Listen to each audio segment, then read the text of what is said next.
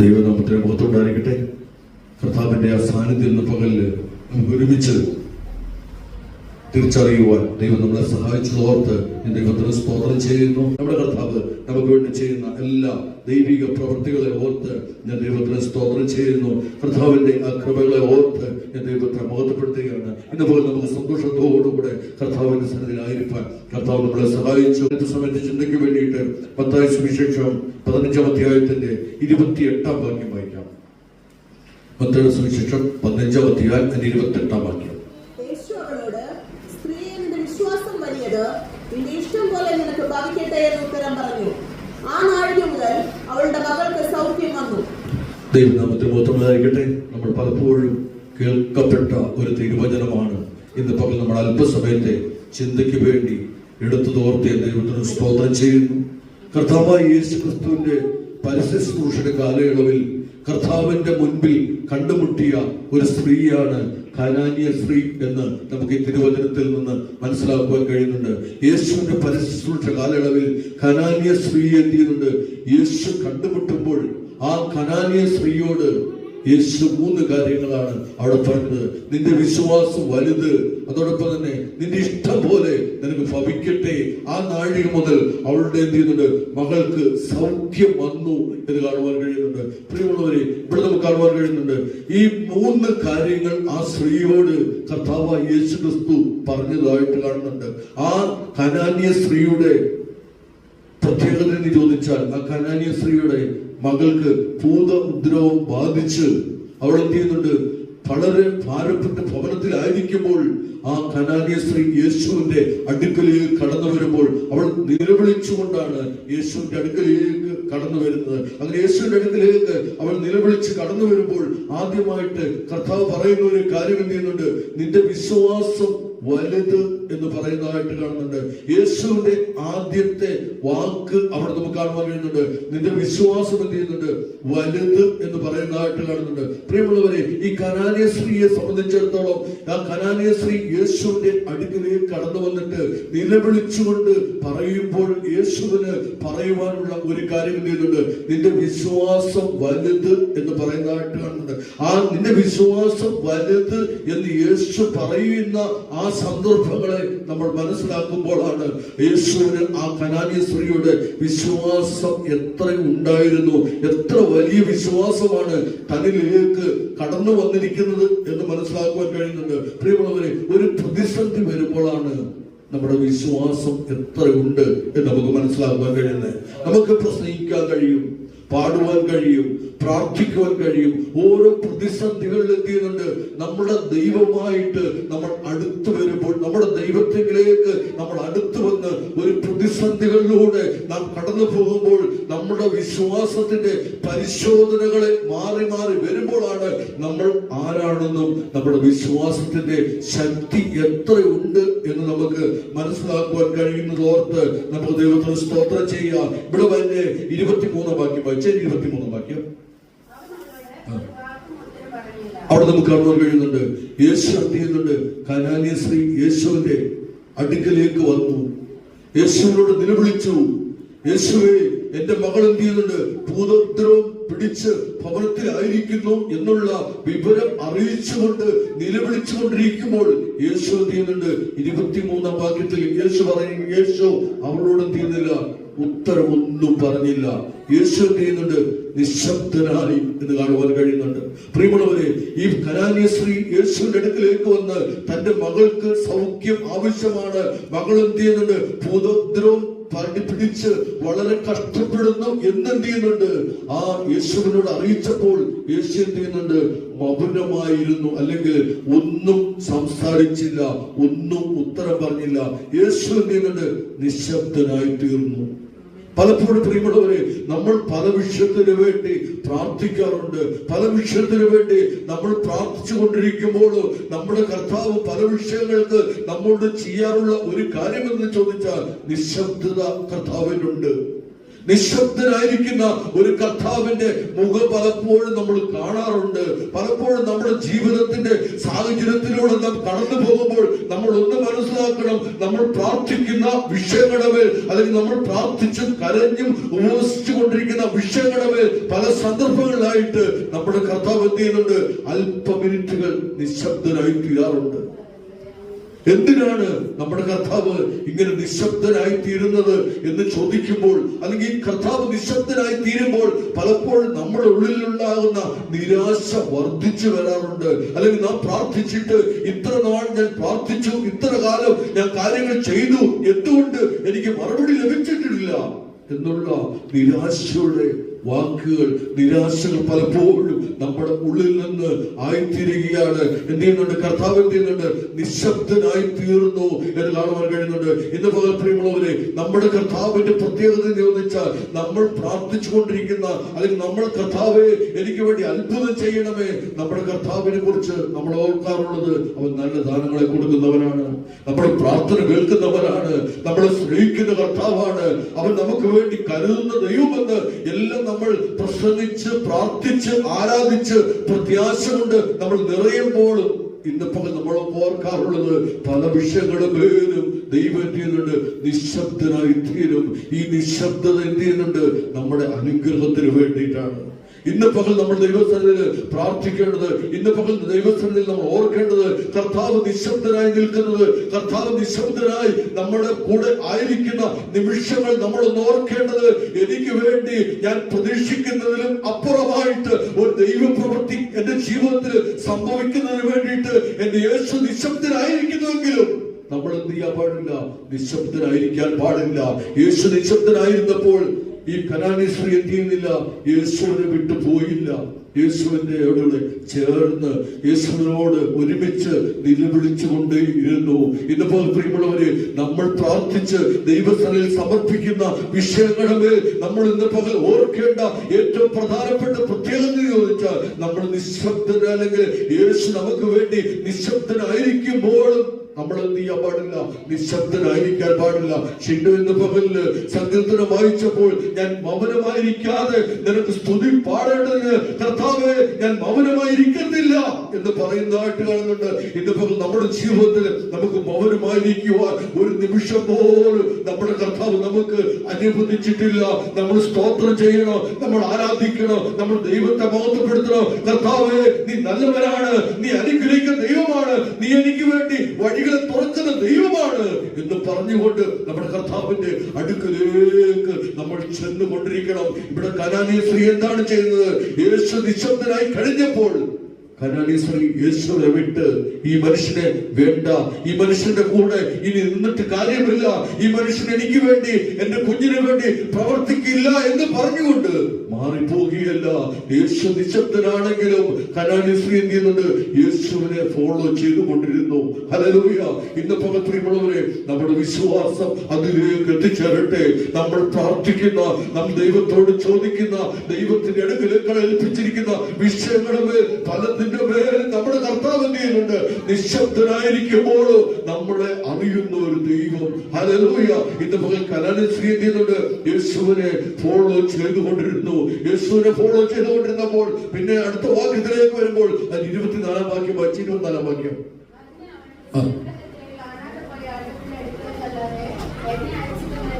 അവിടെ രണ്ടാമത്തെ സ്റ്റേറ്റ്മെന്റ് കാണുവാൻ കഴിയുന്നത്, രണ്ടാമത്തെ ഉത്തരവ് എന്ത് ചെയ്യുന്നുണ്ട്?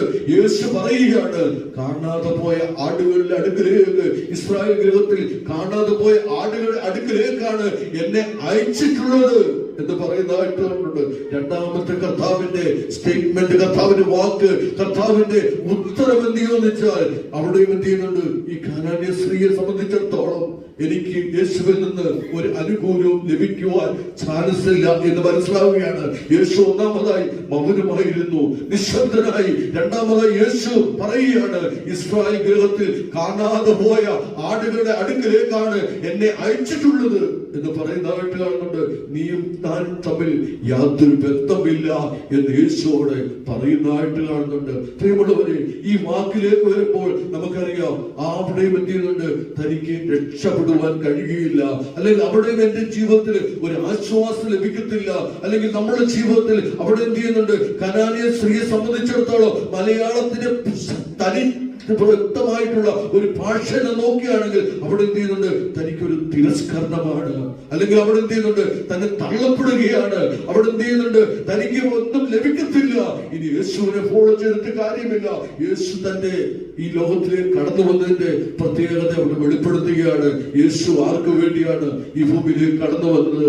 യഹൂദന് വേണ്ടി, അല്ലെങ്കിൽ യഹൂദഗോത്രത്തിലേക്ക് യേശു കടന്നു വന്നു. റോമാലേഖനത്തിലേക്ക് വരുമ്പോൾ ആരാധന അവർക്കുള്ളത്, പുത്രത്വം അവർക്കുള്ളത്, ദൈവത്വം അവർക്കുള്ളത്, അല്ലെങ്കിൽ സകല അവകാശങ്ങളോ അവർക്കുള്ളതെന്ന് അവർ പ്രഖ്യാപിക്കപ്പെടുമ്പോൾ യേശു കർത്താവ് വന്നത് ആരെ സ്നേഹിച്ചുകൊണ്ടാണ്? യഹൂദനെ, അല്ലെങ്കിൽ ദൈവത്തിന്റെ കാണാതെ പോയ ഇസ്രായേൽ ജനത്തെ തേടി വന്ന യേശു പറയാണ്, കനാന്യ സ്ത്രീയെ നിനക്ക് എന്ത് ചെയ്യുന്നില്ല, ഇവിടെയും ഒരു പ്രതീക്ഷയില്ല എന്ന് പറയുന്നതായിട്ട് കാണുന്നുണ്ട്. പ്രിയമുള്ളവരെ, ഈ രണ്ട് ഉത്തരം കേട്ടാൽ നമ്മൾ എന്ത് ചെയ്യും?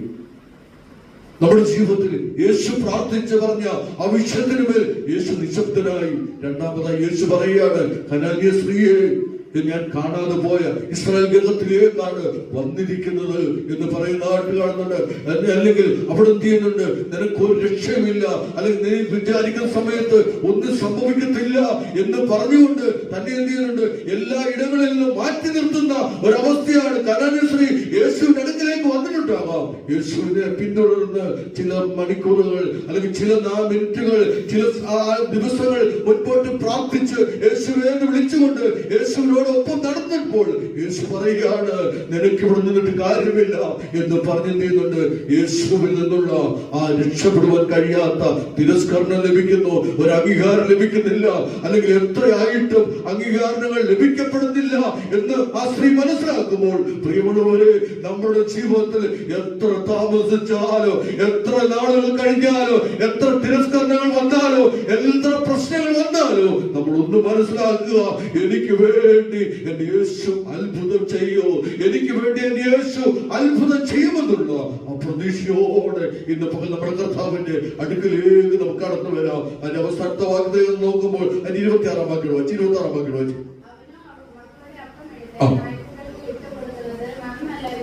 അവിടെ നമുക്ക് കാണുവാൻ കഴിയുന്നുണ്ട്, മൂന്നാമതായിട്ട് യേശു പറയുന്ന ഒരു ഭാഗം, മക്കളുടെ അപ്പമെടുത്ത് നായ്ക്കുട്ടികൾ ഇട്ടുകൊടുക്കുന്നത് നന്നല്ല. പ്രിയമുള്ളവരെ, ഈ മൂന്ന് വാക്കുകൾ, മൂന്ന് കാര്യങ്ങൾ യേശു പറഞ്ഞപ്പോൾ കനാന്യ സ്ത്രീ എന്തുകൊണ്ട് യേശുവിൽ നിന്ന് പിന്മാറിപ്പോയില്ല? മൂന്ന് വാക്കുകളും ഈ കനാന്യ സ്ത്രീ സംബന്ധിച്ചിടത്തോളം, യേശു എനിക്ക് വേണ്ട, യേശുവിനോട് ഞാൻ പ്രാർത്ഥിച്ചിട്ട് കാര്യമില്ല, യേശുവിനെ ഫോളോ ചെയ്തത് എനിക്ക് എന്ത് ചെയ്യുന്നില്ല, ഈ സമീപിച്ചിട്ടായി എന്റെ മോൾ കഠിനോപദ്രവം പ്രാപിച്ച് അല്ലെങ്കിൽ ഭവനത്തിൽ നിലവിളിച്ചുകൊണ്ടിരിക്കുന്നു. യേശുവിന്റെ അടുക്കലേക്ക് വന്നത് ഒരു സൗഖ്യത്തിനാണ്, യേശുവിന്റെ അടുക്കലേക്ക് വന്നത് ഒരു ആശ്വാസത്തിനാണ്, യേശുവിന്റെ അടുക്കലേക്ക് വന്നത് എന്തിനെന്ന് ചോദിച്ചാൽ ഒറ്റ കാര്യമേ പറയാനുള്ളൂ, എന്റെ മകൾക്ക് ഒരു സൗഖ്യത്തിന് വേണ്ടി കടന്നു വന്നപ്പോൾ യേശു പറഞ്ഞ മൂന്ന് കാര്യങ്ങള്, മക്കളുടെ അപ്പമെടുത്ത് നായ്ക്കുട്ടികൾക്ക് എന്ത് ചെയ്യുന്നില്ല, ഇട്ടുകൊടുക്കുവാൻ പാടില്ല. അവസാനമായിട്ട് ആ കനാന്യ സ്ത്രീ ഒരു വാക്കോട് പറഞ്ഞു, ഈ കനാന്യ മക്കളുടെ അപ്പം അവരുടെ മേശയിൽ നിന്ന് അതിന്റെ അടുത്ത വാക്കോട് വെച്ച്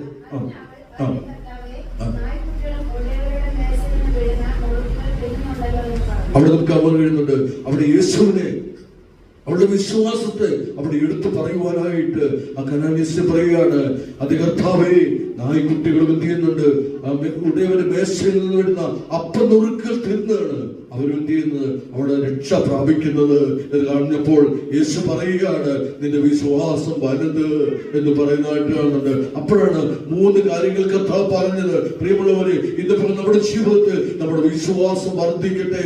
നമുക്ക് പറയാം, എത്ര താമസിച്ചാലും നമ്മുടെ ജീവിതത്തിൽ നമ്മൾ വിശ്വസിക്കണം. ഹല്ലേലൂയ. എത്ര താമസിച്ചാലും നമ്മുടെ ജീവിതത്തിൽ നമ്മൾ വിശ്വസിക്കണം, എന്റെ യേശുവിന് കഴിയുമെന്ന്. നമ്മൾ ഇന്നിപ്പോൾ വിശ്വസിച്ചാൽ നമ്മുടെ ജീവിതത്തിൽ നമുക്ക് അത്ഭുതം കഴിയോ.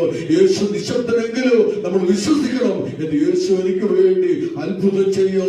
അവിടെ കാണാനുണ്ട്. മൂന്നാമതായിട്ട് യേശുവിനോട് നീളം നമ്മൾ ചോദിച്ചുകൊണ്ടേ ജീവിക്കണം. നമ്മുടെ ജീവിതത്തിൽ യേശുവിനോട് നമ്മൾ ചോദിച്ചു കൊണ്ടിരിക്കണം. നമുക്ക് പറയാൻ കഴിയണം, കർത്താവേ, എന്റെ ജീവിതത്തിൽ ഞാൻ അടുത്തേക്ക് വരുന്ന കർത്താവേ, യേശുവിന് കഴിയുമെന്ന് ഞാൻ വിശ്വസിക്കുന്നു.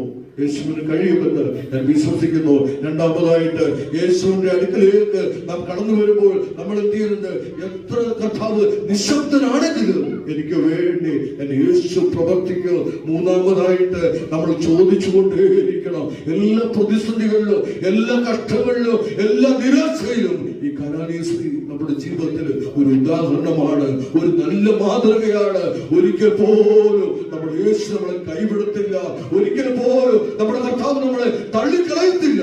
നമുക്ക് പറയുവാൻ കഴിയും, ഈ കനാനീയ സ്ത്രീയെ പോലെ എന്റെ വിശ്വാസത്തിന്റെ സ്റ്റെപ്പുകൾ മുൻപോട്ട് വെച്ച് എന്റെ വിശ്വാസത്തെ ജീവിതത്തിന്റെ മുൻപോട്ട് പോകുവാൻ എന്നോട് യേശു ഒന്നും സംസാരിച്ചില്ലെങ്കിലോ, യേശു എന്നോട് മിണ്ടിയില്ലെങ്കിലോ, യേശു എന്നോട് നിശബ്ദനായിരുന്നാലോ, യേശു എന്നോട് എന്റെ ഈ കാണാതെ ഗ്രഹത്തിന്, എന്റെ സ്വന്തത്തിന് വേണ്ടി, എന്റെ മക്കൾക്ക് വേണ്ടിയാണ് ഞാൻ കടന്നു വന്നത് എന്നെല്ലാം പറഞ്ഞ് എന്നെ നിരുത്സാഹപ്പെടുത്തുമ്പോഴും ഇതുപോലെ പ്രിയമുള്ളവര് നമ്മുടെ ജീവിതത്തിൽ അവസാനമായിട്ട് അവൾ പറയുകയാണ്, ആ അപ്പനുറുക്കുകൾ കൊണ്ട് ഞങ്ങൾ ജീവിച്ചിരിക്കും എന്ന് പറഞ്ഞപ്പോൾ യേശു പറയുന്ന ഒരു 3 വാക്കുകളാണ് ഇവിടെ നമുക്ക് കാണുവാൻ കഴിയുന്നത്. അവിടെ കാണുവാൻ എന്നുകൊണ്ട് പറയാണ്, നിന്റെ വിശ്വാസം വലുത്, നിന്റെ ഇഷ്ടം പോലെ നിനക്ക് ഭവിക്കട്ടെ എന്ന് ഉത്തരം പറഞ്ഞു. ആ നാഴിക മുതൽ ആ ഭവനത്തിൽ അത്ഭുതം നടന്നു. പ്രിയമുള്ളവരെ, നമ്മുടെ ഭവനത്തിൽ ഒരു അത്ഭുതം നടക്കണമെങ്കിൽ ഈ കനാനീയ സ്ത്രീയെ പോലെ നമ്മുടെ കർത്താവിന്റെ അടുക്കലേക്ക് വരണം. നമുക്ക് ദൈവത്തോട് പറയാം, എന്റെ ഭവനത്തില്, എന്റെ കുടുംബത്തില്, എന്റെ ജോലി കാര്യങ്ങളില് ഞാൻ ചെയ്യുന്ന പ്രവൃത്തിയിൽ കർത്താവേ, എനിക്കൊരു അത്ഭുതം ആവശ്യമാണ്. ആദ്യമൊന്നും നമുക്ക് അത്ഭുതം കാണുവാൻ കഴിയില്ല. കണ്ണുകളടയ്ക്കാം, നമ്മുടെ ദൈവസ്ഥനിലേക്ക് നമ്മളെ സമർപ്പിക്കാം. ഇന്ന് നമ്മൾ ദൈവത്തോട് പറയാം, നമ്മുടെ പ്രവൃത്തിയുടെ ആദ്യ നാളുകളിൽ പലപ്പോഴും നമ്മുടെ കർത്താവ് നിശബ്ദനായിരിക്കും. നമ്മുടെ പ്രാർത്ഥന വിഷയങ്ങളെ ദൈവം നിശബ്ദനായിരിക്കും. പലപ്പോഴും നമ്മൾ എത്രത്തോളം പിടിച്ചു നിൽക്കുമെന്നുള്ള നമ്മുടെ കർത്താവ് നമ്മോട് പറയുകയാണ്, വിശ്വാസത്തിൽ തുടരുക, ക്രിസ്ത്യ ജീവിതത്തിൽ തുടരുക.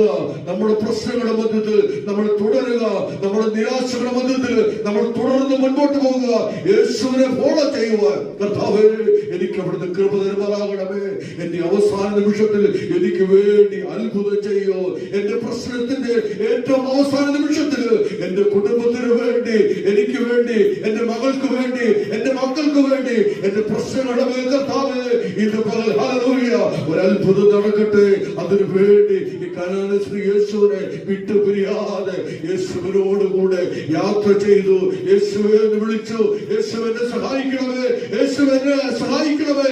യേശുവിൽ നിന്ന് കടന്നു വന്ന വാക്കുകൾ പലപ്പോഴും തന്നെ തിരിച്ചുവിടുന്നതായിരുന്നു.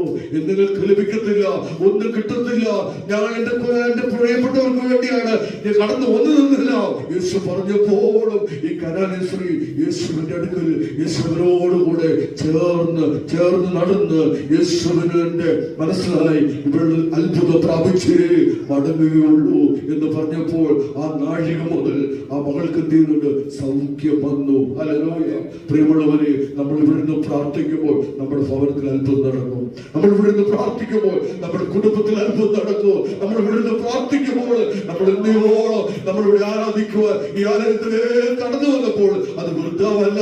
ആ ദൈവത്തോട് നമുക്ക് പറയാം, ഞാൻ ദൈവത്തെ ആരാധിച്ചു, ഇന്ന് പകലിന്റെ ജീവിതത്തിൽ കർത്താവേ, ഞാൻ പ്രാർത്ഥിക്കുന്ന വിഷയത്തിന് മേലെ ഒരു അത്ഭുതം നടക്കട്ടെ കർത്താവേ.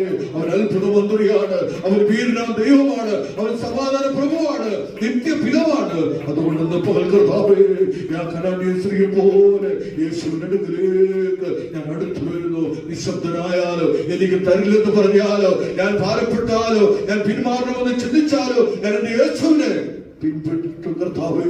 അതിനുവേണ്ടി എന്നെ ഒരുക്കണമേ എന്നുള്ള സമർപ്പണത്തോടെ നമുക്കായിരിക്കാം.